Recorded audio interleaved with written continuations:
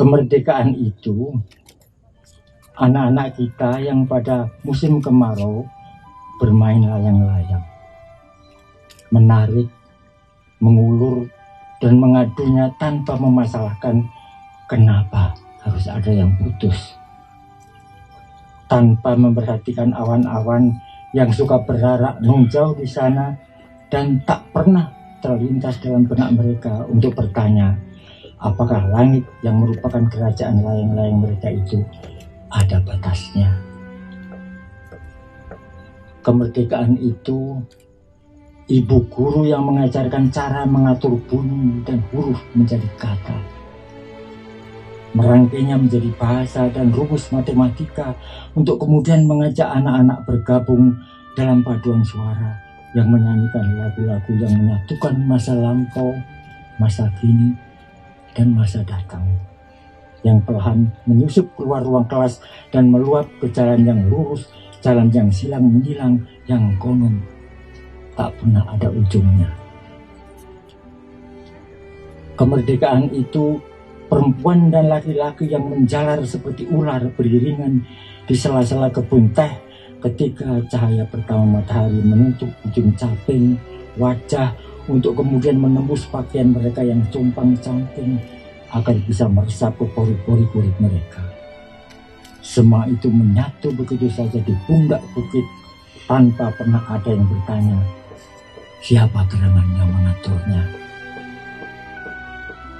Kemerdekaan itu tukang kebun yang menyapu dan daun dan bunga yang berguguran dari pohon kembang sepatu di pekarangan rumah kita, lalu menebarkan air segar, tanah basah, dan apapun bisa tumbuh dan berbunga, berbuah, dan membagi-bagikan pesona, harum dan lezatnya begitu saja kepada kita tanpa memperdulikan demi apa.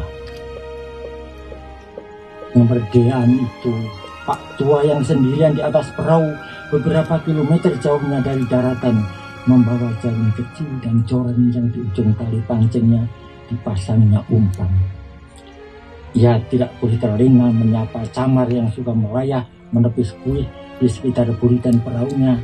Ia harus selalu siap menunggu, siapa tahu ada ikan yang entah sengaja entah masuk ke dalam jala atau menyambar umpannya.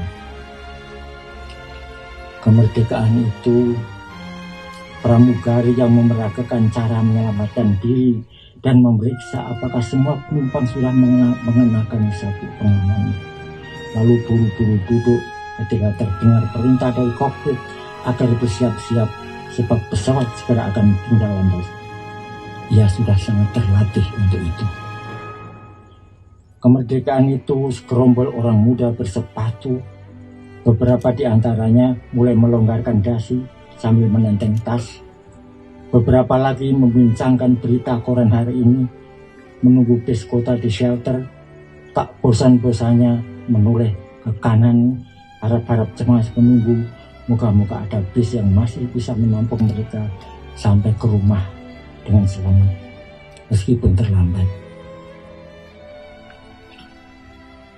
Kemerdekaan itu sepasang oma opa yang duduk di depan televisi menyaksikan gosip selebriti, wawancara dengan pejabat, beruntuk banjir, topan, gempa, kebakaran hutan, kecelakaan pesawat terbang, dan begitu banyak iklan.